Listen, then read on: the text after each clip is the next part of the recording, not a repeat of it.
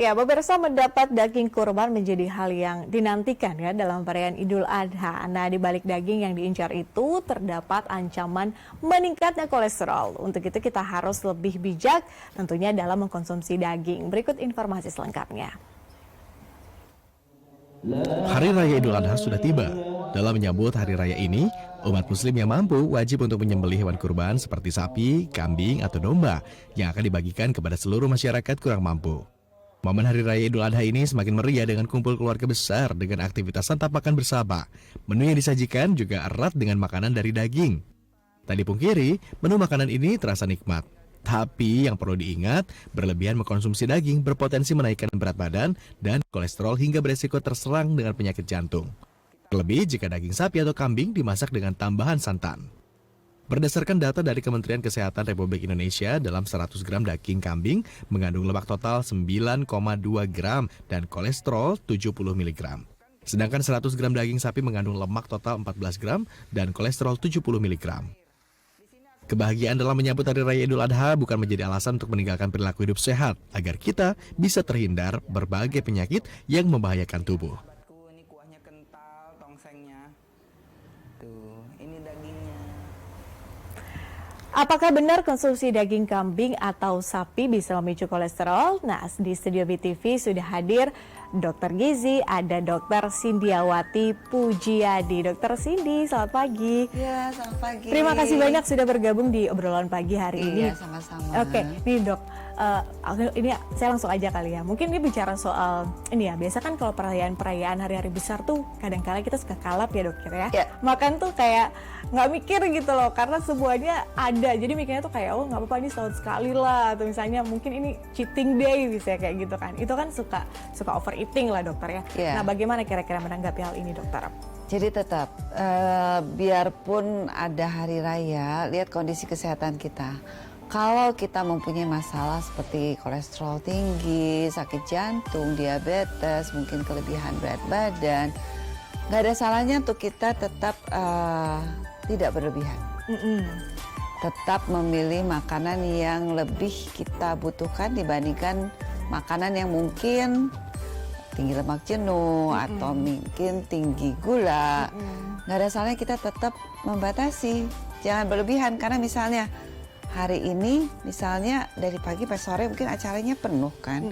Dari pagi sedikit, siang sedikit, sore sedikit, katanya di satu sedikit tapi kan berbiji-biji. Nah, mungkin dalam sehari akan total jadi berlebihan. Tentu saja itu akan berkontribusi terhadap total asupan kita sehari, juga berkontribusi dalam total asupan lemak jenuh kita dalam sehari, di mana kita mesti berhati-hati terhadap asupan lemak jenuh tersebut karena berhubungan dengan berbagai penyakit kronis. Tapi Dokter, ini kan hari spesial Dok. Kan Iya. sekarang lagi banyak daging-dagingan nih, santan-santenan nih. Apa nih kira-kira yang harus kita perhatikan di sini? Tetap mungkin supaya kita nggak overeating, tidak makannya berlebihan karena kita udah keburu kenyang. Triknya mungkin kita konsumsi sayurnya dulu yang banyak. Kalau bisa memilih sayur yang tidak bersantan-santan atau yang tinggi lemak di proses pemasakannya. Kemudian kita pilih buah dulu, kemudian kita pilih air putih mungkin ya. Sehingga pada waktu kita mengkonsumsi makanan, perut kita kan udah lumayan kenyang, sehingga nggak jadi berlebihan.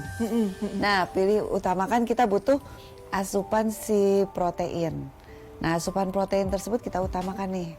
Kuahnya mungkin jangan diambil terlalu berlebihan, dikit aja, dagingnya aja yang kita lebih bisa nyobain semua yang penting ya. Iya, protein itu kita pentingin, kemudian pilih yang tidak terlalu berlemak. Jadi gaji-gajinya atau minyak-minyaknya jangan dipilih. Jadi Ya. kalau misalnya kita udah kebanyakan nih Dokter, udah terlanjur nih ya kita overeating, makan daging-dagingan tuh udah banyak banget misalnya di satu hari misalnya. Ada nggak sih makanan kemudian yang bisa menetralisir itu?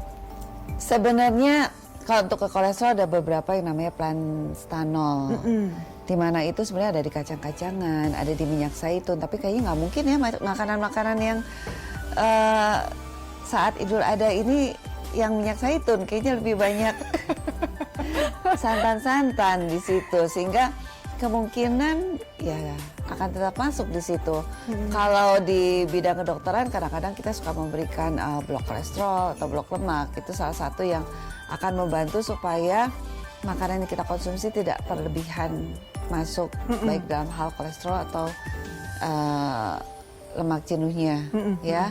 Jadi mungkin itu yang bisa kita berikan, tapi dari makanan ya trik yang tadi, cobalah makan sayurnya dulu, buahnya, air putih, sehingga begitu pada waktu mengkonsumsi makanan yang tadi kita tidak bisa terlalu berlebihan. Jadi istilahnya udah kenyang dulu ya, Iya, dengan sudah yang kenyang makan-makanan di duluan. awal ya. Iya. Nah, tapi dokter, idealnya nih ya, kalau bicara mungkin ideal soal makan daging nih, sebetulnya idealnya tuh kita berapa banyak sih bisa makan daging setiap hari?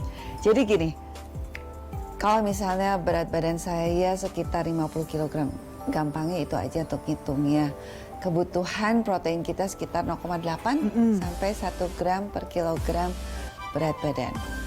Jadi kita butuh sekitar 50 gram protein 50 gram. untuk badan saya. Nah, satu potong ayam atau ikan yang gedenya sekitar 40 gram atau daging sekitar gedenya 35 gram itu mengandung 7 gram protein. Jadi tubuh saya membutuhkan protein sekitar 7 potong. 7 potong. Dengan berat yang sekitar 40 gram ya sekitar separohnya telapak tangan ini. Jadi kalau hanya dari protein saja, karena di sumber karbohidrat ada sedikit protein juga, di sayuran ada sedikit protein. Jadi itu hanya gambaran aja kita butuhnya segitu. Kadang-kadang dalam kondisi khusus kita butuh lebih, mungkin 1,2 atau 1,5 gram per kilogram berat badan. Tapi kalau ambil dengan berat badan 50 gram per 7 potong, lumayan banyak lagi.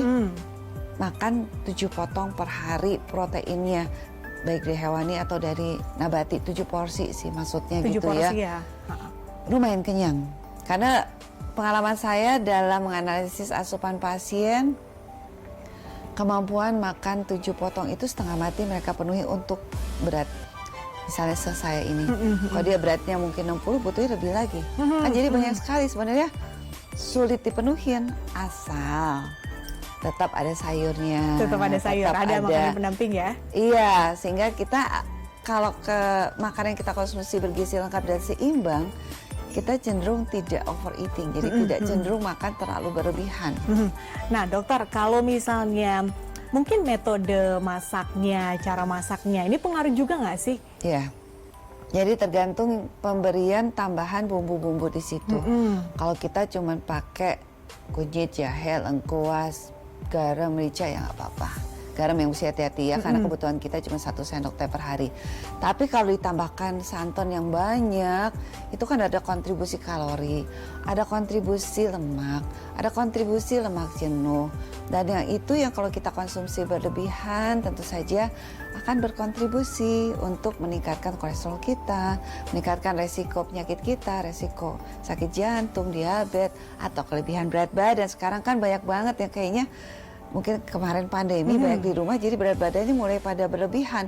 Kalau ditambah dengan makanan yang berlebihan lagi, mungkin berat badannya akan terus makin meningkat. Kelebihan berat badan akan meningkatkan resiko berbagai penyakit kronis tadi.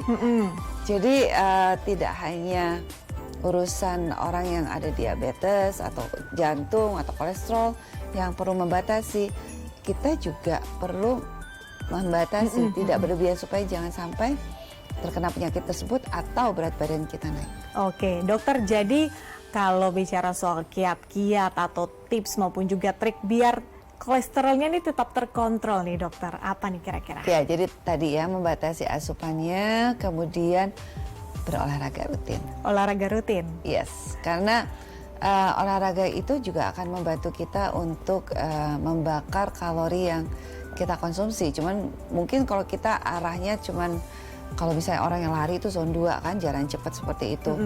Itu paling kebakar nggak banyak, paling 150-200 kalori. Sedangkan yang kita makan kalau berlebihan itu, kalau tambah santan, tambah segala macam, bisa aja mungkin 500-1000 kalori. Nggak kekejar sih sebenarnya. Jadi kita perlu membakar makanan yang kita konsumsi dalam sehari ini untuk mungkin berminggu-minggu baru beres. Jadi harus seimbang ya, kita makan tapi juga di sisi lain juga kita harus olahraga ya. Yes. Dan juga mempertimbangkan kondisi kesehatan tubuh kita pada Benar saat sekali. itu. Dokter Cindy, sayang sekali waktu kita sangat terbatas, tapi terima kasih sudah hadir di Sama-sama. obrolan pagi. Semoga pesannya, message-nya dapat ya, masyarakat kemudian bisa tahu bagaimana biar kolesterol ini kemudian bisa terkontrol, khususnya di hari-hari perayaan Idul Adha seperti hari ini. Sekali Ya. lagi terima kasih dokter sudah hadir di Sama-sama. obrolan pagi.